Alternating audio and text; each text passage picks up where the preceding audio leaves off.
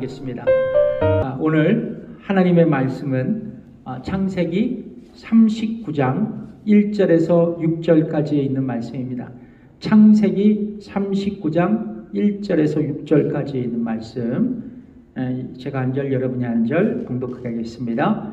요셉이 이끌려 애굽에 내려가매 바로의 신하 시위대장 애굽 사람 보디발이 그를 그리로 데려간 이스마엘 사람의 손에서 그를 산이라.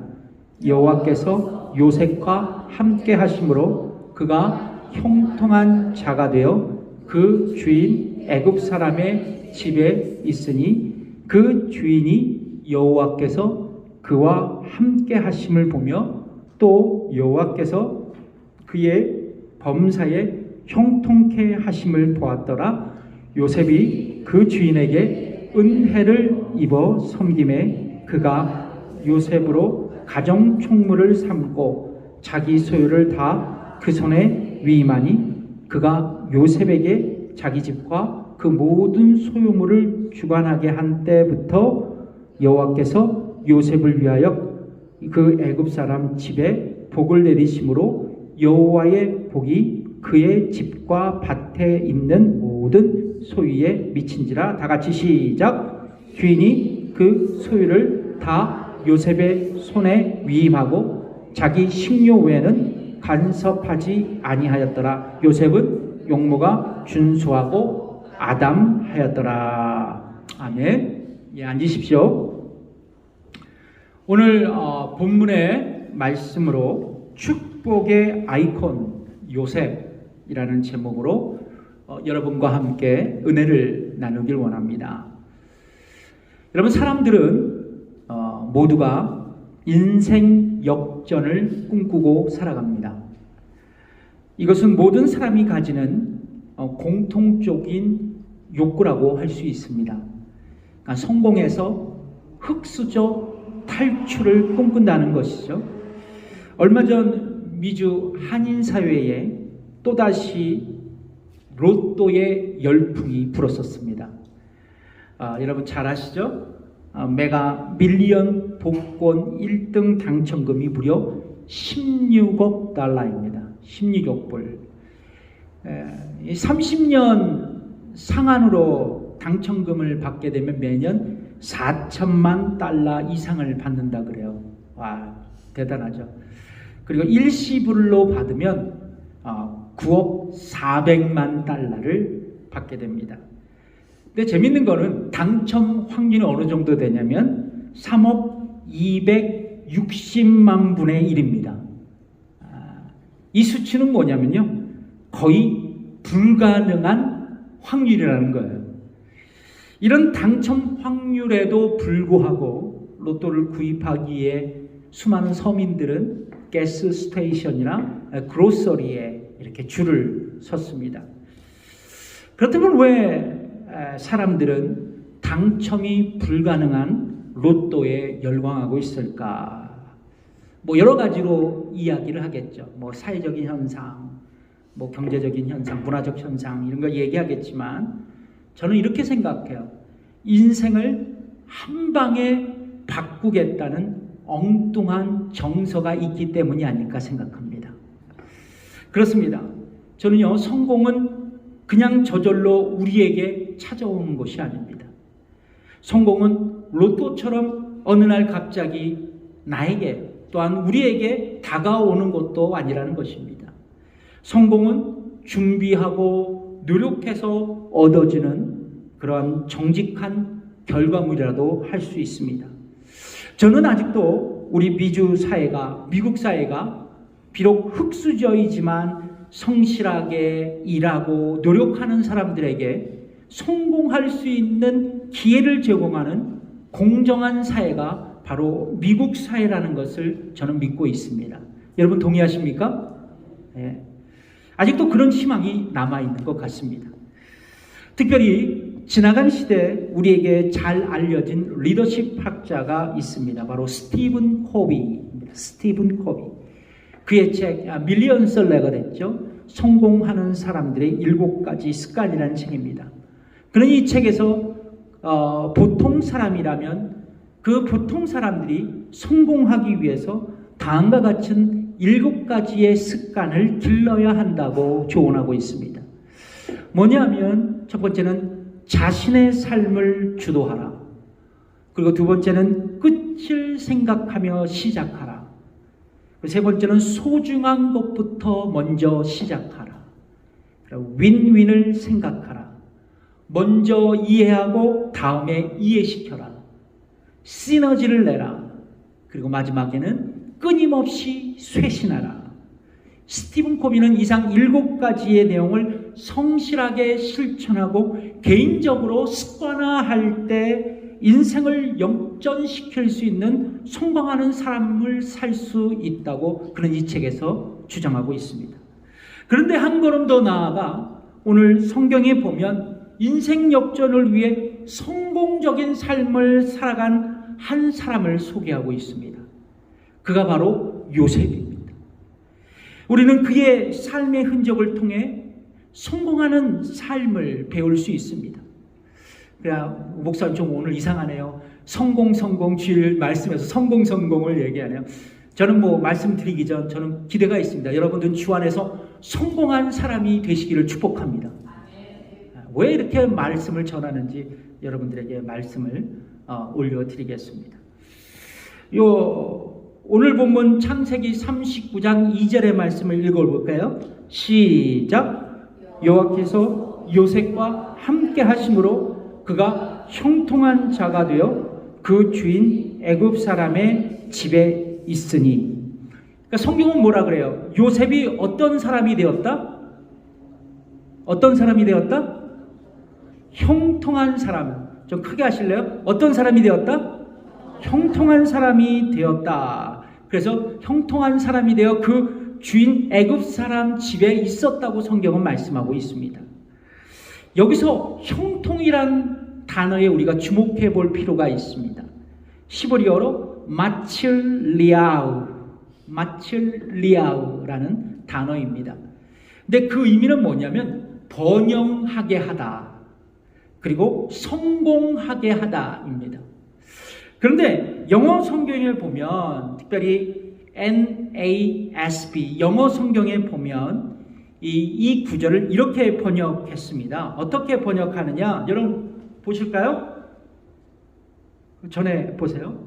예, 보시면 줄을 쳤죠. 제가 He became a successful man. 그러니까 이게 뭐냐면 그가 성공한 사람이 되었다라는 거예요.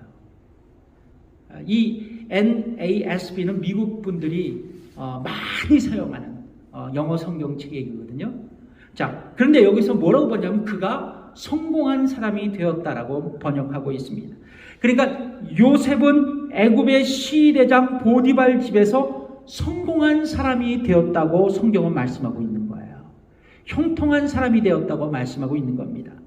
그렇다면 여러분, 요셉의 성공의 비결 무엇일까요?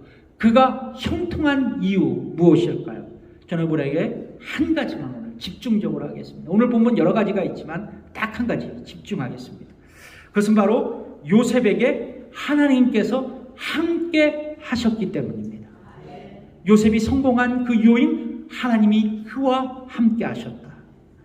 오늘 본문에 보면 요셉을 성공한 사람, 그러니까 형통한 사람이라고 부르고 있습니다. 창세기 37장에 보면 여러분, 야곱은 그의 노년에 요셉을 얻게 되고, 그리고 노년에 얻은 자식으로 요셉을 사랑해서 그를 위하여 뭐를 입혔어요? 채색 옷을 지어서 입혔다고 성경은 기록합니다. 한번 같이 읽어볼까요? 37장 3절. 요셉은 노년에 얻은 아들이므로 이스라엘이 여러 아들보다 그를 깊이 사랑하여 위하여 채색 옷을 지었다. 그러니까 야곱이 요셉에게 지어준 옷은요, 다른 이복 형제들 옷과 달리 색이 화려했던 거예요. 채색 옷이었습니다. 근데 그 당시 채색 옷을 요셉에게 입혔다라는 것은 뭐냐? 어떤 의미냐? 아버지 야곱의 사랑과 은총을 요셉이 독차 차지하고 있다는 것을 증명하는 것이에요. 그런데 여러분, 일부 성경학자들은 야곱이 요셉에게 채색 옷을 입혀주면서 그를 대신해서 자신의 후계자로 삼아서, 자신을 대신해서 그 후계자로 삼아서 형제들을 다스릴 계획을 야곱의 마음에 두었다라는 하나의 일종의 상징적인 행동이었다, 그렇게 해석하고 있습니다. 하여간 여러분, 요셉을 향한 편애는 베델은 형제들에게 시기와 분노를 유발시켰다는 것이죠. 그렇다면 왜 여러분, 야곱은 요셉에게 대해서 더욱 사랑하는 마음을 가지게 되었을까라는 것이죠. 자, 그것은 바로 야곱이 사랑한 두 번째 아내 라헬의 큰 아들이었기 때문이었어요. 누가? 요셉이 말이죠. 여러분, 성경에 보면 야곱은 요셉을 넣기 위해서 참 수많은 시간을 보냈죠. 인내의 시간을 보냈어요. 그리고 사랑하는 아내 라헬을 맞이했습니다. 근데 그 라헬이 요셉을 낳고 난 뒤 그의 동생 베냐민을 낳다가 죽고 말아요. 그러니까 야곱은 얼마나 이 라헬에 대해서 그리웠겠어요. 그리고 이 아들 둘을 낳아줘서 그 라헬에 대한 고마움도 있었겠고, 그리고 또 남편으로서 잘하지 못한 그런 미안함도 있겠고 말이죠. 그런 만감이 교차되면서 요셉을 더욱더 애틋하게 여겼을 것 같아요. 근데 그것이 병적으로 편애의 사랑을 하게 됐던 것입니다. 결과적으로 요셉은 아버지의 편애 때문에 형제들의 미움을 한 몸에 받게 됩니다. 시기 질투를 받게 된다는 거죠. 그런데 여러분, 요셉이 형제들에게 더욱 미움을 사게 되는 결정적인 사건이 일어납니다. 그것이 바로 요셉의 꿈 사건이에요. 요셉의 꿈 사건. 창세기 37장 5절에 있는 말씀이거든요. 읽어보겠습니다. 시작. 요셉이 꿈을 꾸고 자기 형제들에게 고하매 그들이 그를 더욱 미워하였더라. 꿈을 말하였더니 그를 어떻게 했다고요? 더욱 미워했다. 더욱 시기하고 분노했다라는 거죠. 여러분, 고대 근동 문화 속에서 꿈은 매우 중요한 의미를 갖고 있습니다. 왜냐하면 꿈은 신들이 사람들에게 메시지를 전할 때 가장 많이 사용하는 전달 방법으로 여겨졌기 때문이었어요.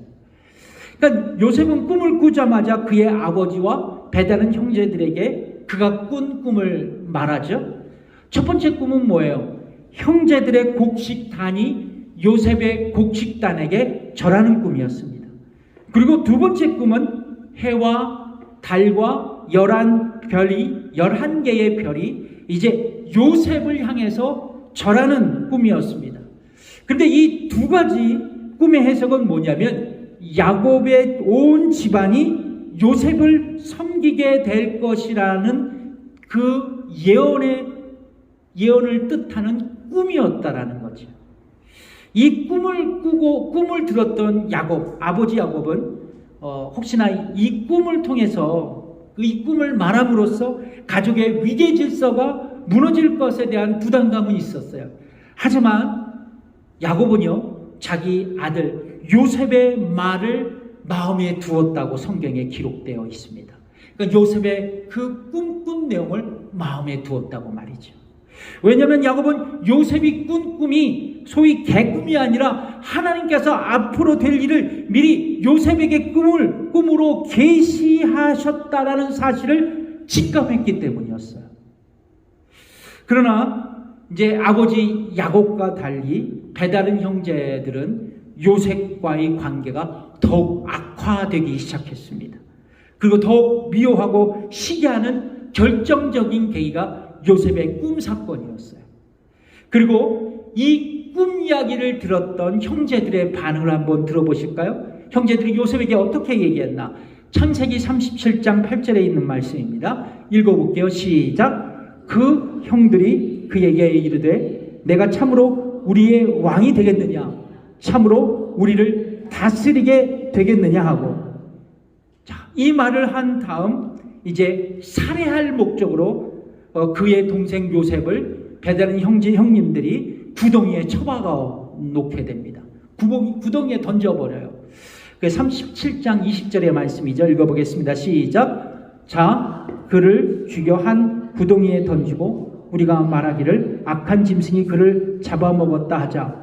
그 꿈이 어떻게 되는 것을 우리가 볼 것이니라 하는지라. 여러분, 여기서 구덩이라는 것은 우리가 그냥 삽으로 구덩이 파갖고 그런 정도의 수준의 구덩이가 아니에요. 요셉이 살아갈 당시, 아니 그 이후에 이 말하자면 이 광야에서, 유대 광야라든지 사막지대에서 비가 잘 안 오잖아요. 우기 때 비를 모으기 위해서 큰 깊은 웅덩이를 파요. 그것이 이제 사람이 먹을 식수가 되는 거고 동물이 먹을 물이 되는 거죠. 근데 그런 우물과 같은 깊고 깊은 구덩이를 판 그 장소에 요셉을 던져버린 거예요. 그러니까 자신의 자력으로 그 웅덩이를 기어 올라올 수 없는 겁니다. 누가 건져내야 살 수 있다라는 거죠. 자, 그래서 요셉이 구덩이에 던져졌다는 거는 뭐냐면 요셉이 죽음에 처해지는 위기 상황에 놓여 있었다라는 거예요. 자, 요셉은 자신을 구덩이에 던진 형님들을 향해서 이야기를 합니다. 그런데 요셉 성경에는 요셉이 무슨 말을 했는지 구체적으로 나오질 않아요.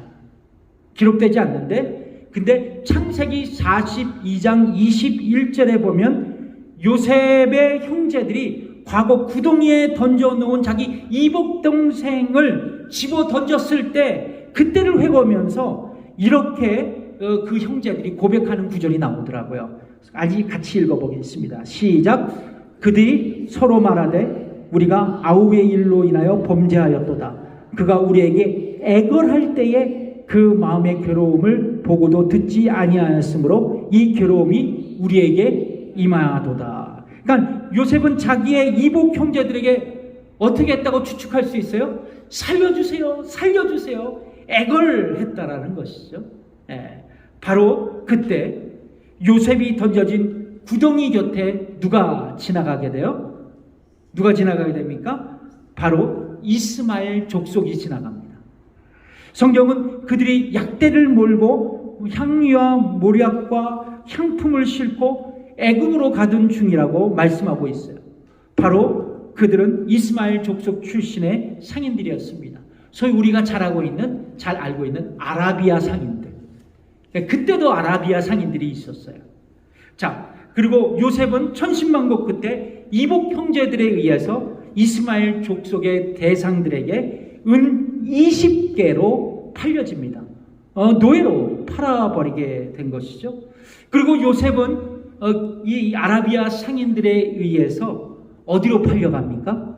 오늘 본문 창세기 39장 1절을 읽어보겠습니다. 시작. 요셉이 이끌려 애굽에 내려가매 바로의 신하 시대장 애굽 사람 보디말이 그를 그리로 데려간 이스마엘 사람의 손에서 그를 산이라.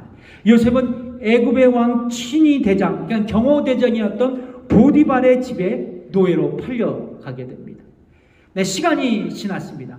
요셉은 보디발의 집에서 주인의 가족들을 위해 봉사하며 그 집안의 모든 소유를 주인에게 위임받는 그리고 관리하는 가정 총무가 되었어요. 그러니까 뭐냐면 매니저가 되었다라는 것이죠.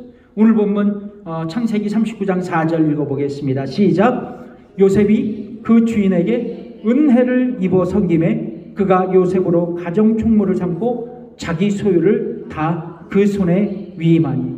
그야말로 요셉은 구덩이에 던져진 죽은 목숨에서 애굽의 실세의 집에 총무가 되는 신분 상승을 하게 되는 거예요. 인생 역전을 하게 된 겁니다. 요셉은 성공했어요. 그의 인생은 형통한 삶이 되었습니다. 근데 여러분, 그가 이처럼 성공한 데에는 그의 성실함과 그리고 성품이 한몫했을지도 몰라요. 그러나 성경은 그의 이 신분 상승 그리고 인생 역전의 이유를 이렇게 말씀하고 있습니다. 오늘 본문 39장 2절 말씀, 여호와께서 요셉과 함께 하심으로 그가 형통한 자가 되어 그 주인 애굽 사람의 집에 있었다고 말입니다. 그러니까 요셉이 형통한 삶, 성공한 삶을 살 수밖에 없었던 이유로 그의 인생의 배후에 하나님이 함께 하셨기 때문이라고 성경은 우리에게 말씀하고 있는 겁니다. 흥미로운 것은 제가 창세기 39장을 묵상하면서 보니까 여호와께서 요셉과 함께 하셨다라는 구절이 무려 4차례 기록되고 있습니다. 4차례. 그러니까 요셉이 형통한 그 이유를 성경은 분명하게 얘기하고 있는 거예요. 뭐요? 여호와께서 그와 함께 하셨기 때문에 4번씩이나 강조하고 있다는 거죠. 자, 요셉은 보디발의 가정 총무가 된 이후로 보디발의 아내의 거짓증으로 감옥에 투옥되었지만 하나님은 여전히 요셉과 함께 하셨고 또한 그와 감옥에 함께 하셨고 그를 감옥에서 성공케 하셨어요. 형통케 하셨습니다. 그렇습니다. 요셉은 하나님이 함께 하신 사람이에요. 그리고 그는 성공한 형통한 삶을 살았습니다. 그러므로 여러분, 우리도 하나님이 함께 하시면 우리의 삶도 성통한 삶이 될 줄 믿습니다. 성공한 삶이 될 줄 믿어요. 옆분을 보고 인사하겠습니다. 하나님이 함께 하시면 성공한 사람이 됩니다. 형통한 사람이 됩니다. 자, 그렇다면 왜 우리는 하나님이 함께 하시면 우리의 삶이 형통할 수 있을까요? 그 이유는 무엇일까? 바로 그분이 나의, 여러분의, 우리의 임마누엘이시기 때문입니다. 하나님은 우리를 죄에서 건져내어 구원하신 후에 그대로 방치하신 분이 아니세요. 우리를 둘러싸고 있는 인생의 모든 시간과 환경 가운데에서 우리와 함께 하시며 우리에게 참된 도움을 주시는 분이십니다. 그가 바로 임마누엘이세요. 그래서 성경 우리에게 이렇게 말씀하시죠. 시편 121편 1절과 2절의 말씀을 여러분과 함께 읽겠습니다. 시작. 내가 산을 향하여 눈을 들리라. 나의 도움이 어디서 올꼬? 나의 도움이 천지를 지으신 여호와에게서로다. 그러니까 하나님이 우리와 함께 하시고 도우시면 우리는 형통하고 성공할 수밖에 없다라는 것이죠. 근데 여러분, 이 지점에서 2가지의 영적인 진리를 우리는 발견할 수 있습니다. 이때부터 잘 들으셔야 돼요. 여러분, 성공이 뭐라고 생각하십니까? 성공하다, 성공한다. 세상적으로 좋은 직장 가지고 있고 재정적으로 풍성하고 어카운트가 넉넉하면서 또 좋은 집에 살고 좋은 옷 입고 좋은 먹거리 먹고 또 아이들도 좋은 학교 나와서 직장 다니고 아들 딸 잘 낳고 그리고 또 여행도 마음대로 하고 마음대로 하고 그리고 남들에게 베풀며 사는 것 이런 것들이 성공한 인생이 아닐까 우리는 생각합니다. 근데 사실 이러한 삶을 우리도 어느 정도는 흠모하고 있어요. 그렇죠? 아닌가요? 아니라고 하시는 분 손 들어보세요. 다 거짓말이에요. 어차피 이러한 삶을 흠모하게 돼 있어요. 자, 그러나 여러분, 분명히 말씀드리지만 그리스도인에게 있어서 이러한 삶은 진정한 성공이 아니에요. 이러한 삶은 그리스도인에게서 진정한 성공이 아니다. 왜냐하면 이런 것들은 영원하지 않기 때문에 그래요. 안개와 같이 우리 앞에서 사라질 수 있기 때문입니다. 그리스도인들이 가져야 할 성공관은 뭐냐면 하나님과 함께하는 삶이에요. 하나님과 함께하는 삶. 왜 그런가? 세상 만물의 주인이시고 창조하신 하나님이 나와 함께 하셔서 그분의 참된 도움을 받고 살아가는 것, 이것이 성공의 원천이라는 거예요. 여러분, 하나님께서 참된 도움을 받고 살아가는 우리에게 낮에는 구름 기둥으로 밤에는 그리고 불기둥으로, 그리고 우리에게 이른 비와 늦은 비를 적당히 내려주셔서 뭐 풍성하지는 않아요. 그러나 나를 먹이시고 입히시고 나를 평안으로 돌보시는 하나님의 은혜를 경험하는 인생, 그것이 성공한 세상살이가 아닐까 생각해요. 여러분, 평범하게 산다는 것이 축복인 줄 믿습니다. 여러분 믿으십니까? 동의하세요? 뭐 벼락부자가 되고 막 돈이 많아서 풍성하고 이런 거는 모르겠지만 제 기준에서는 평범한 삶이, 먹고 살아가는 삶이 뭐요? 그것이 축복이라는 거예요. 그래서 여러분, 우리가 평범하게 먹고 살아가는 이 삶을 여러분 하나님이 우리에게 주어주셨다면 이것이 성공이라는 거예요. 여러분 욕심 나세요? 더 잘 살길 원하십니까? 여러분 분명한 것은 뭐냐면 우리가 마음속으로 가져야 될 것, 더 하나님과 함께하는 거룩한 욕망이 있기를 주님으로 축복합니다. 하나님이 함께 하시는 것이 가장 축복된 사건이에요. 성공한 일입니다. 자, 그런데 더 나아가서 어떤 게 우리에게 성공이냐? 죄인이었던 내가 구원받아 하나님의 자녀가 되어서 영생의 삶을 약속받은 것, 이것이 진짜 성공이에요. 여러분 제가 그랬잖아요. 우리가 누리는 성공적인 삶, 안개와 같은 거예요. 사라지는 거예요. 우리가 얼마나 살면 오래 살까요? 100살 살면 오래 산다 그러죠? 순간적으로 지나가는 시간이에요. 그래서 이 땅에서 잘 먹고 잘 살고 성공적인 삶 100년 동안 기껏해야 누릴 수밖에 없어요. 그러나 여러분, 우리가 가지고 있는 영생의 삶은 영원한 거예요. 천국의 삶은 영원한 겁니다. 이것을 여러분들이 소유했던 진정한 성공자예요. 아멘. 그 옆분과 인사하겠습니다. 당신은 성공한 사람입니다. 그런데 중요한 것은 이겁니다. 이스라엘만이 되시는 하나님께서 우리와 함께 하신다는 것, 그것을 순간순간마다 우리가 믿고 인지할 수 있어야 된다는 거예요. 여러분, 내 눈에 보이지 않아도, 그분의 음성이 들리지 않아도 그분이 여전히 나와 함께 하신다는 임마누엘이신 하나님을 우리가 붙든다면 이것이 바로 우리에게 성공이라는 거예요. 여러분 믿으십니까? 그래서 진정한 성공은 뭐냐? 나와 함께 하시는 임마누엘의 하나님, 나를 붙들고 계신다라는 그 믿음이 나에게는 성공입니다. 암에 암에 걸린 어떤 여자분이 있으셨대요.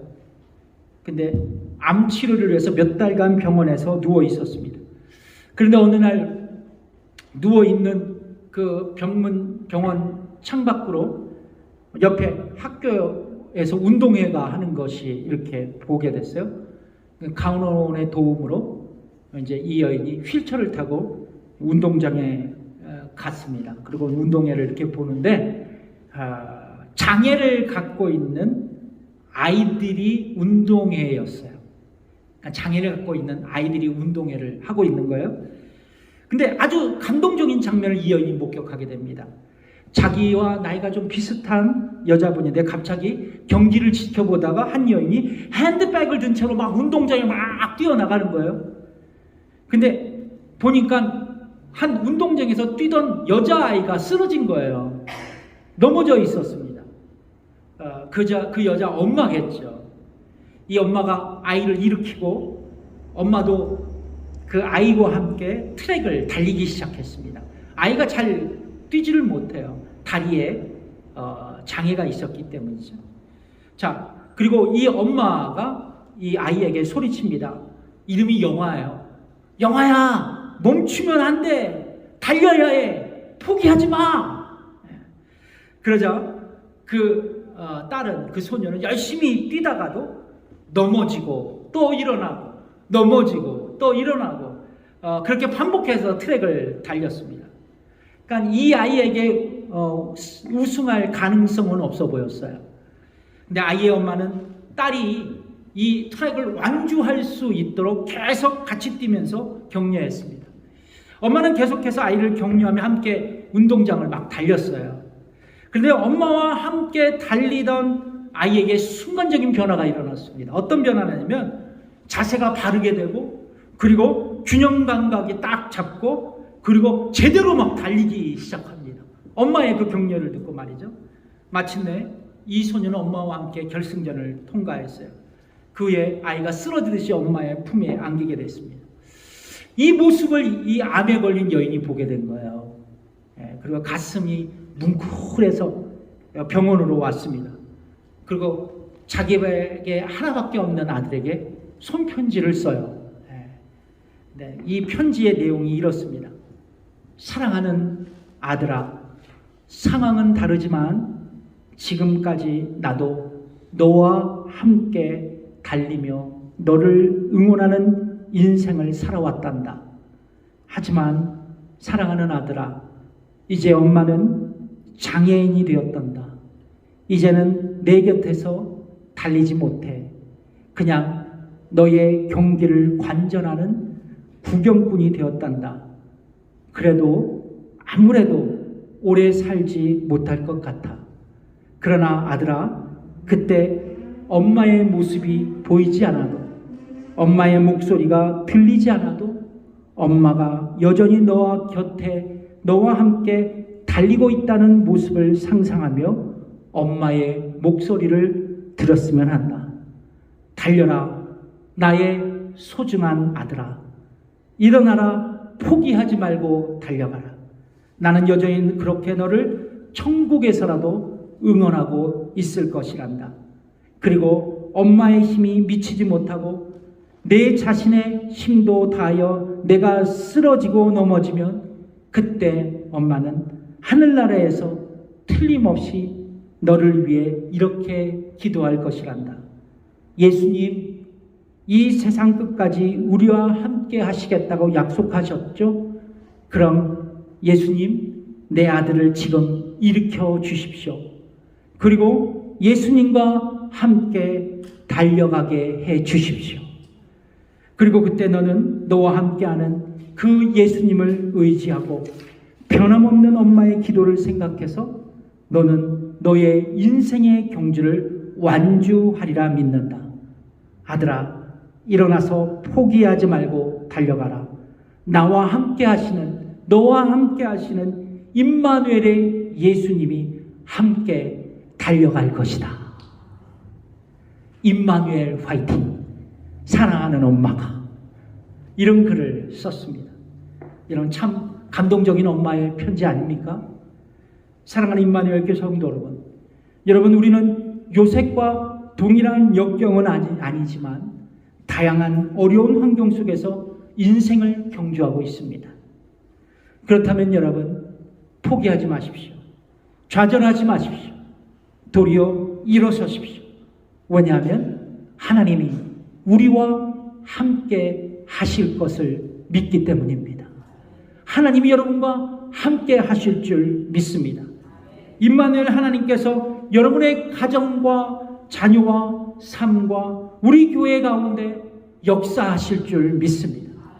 그렇다면 우리도 요셉이 경험한 성공하는 삶, 형통하는 삶을 살아가게 될 줄 믿습니다. 우리 주님이 우리와 함께 하시면 우리를 도와주실 것입니다. 그래서 우리가 외칠 것은 이것입니다. 임마누엘 화이팅! 따라해 봅시다. 임마누엘 화이팅! 하나님께서 저와 여러분과 함께 하실 것입니다. 기도하겠습니다.